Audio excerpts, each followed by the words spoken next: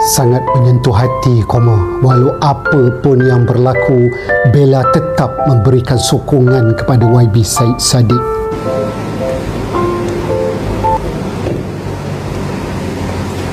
Hai Bella.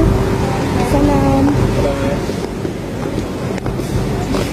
Lambai sikit Bella.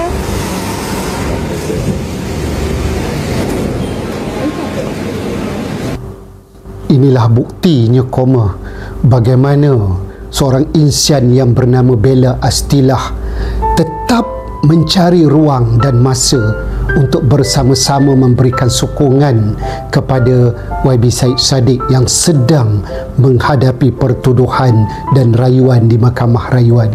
Seperti mana juga kata YB Syed Saddiq, Bella juga sangat mempercayai bahawa sistem kehakiman, institusi kehakiman akan memberikan satu keputusan yang adil dan saksama, kata Bella.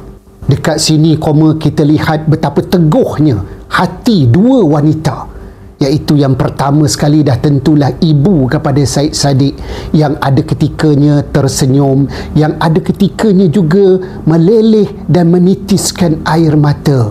Begitu juga Bella yang diberikan kekuatan untuk bersama-sama dengan YB Syed Saddiq, dan inilah gabungan segala yang membawa kepada fenomena bas ini. Jadi apa nak kata, keputusan masih lagi belum ada sehingga ke hari ini. Dikatakan bahawa 24 hari bulan nanti pula merupakan tarikh yang ditetapkan untuk perbincangan bilakah keputusannya akan diumumkan.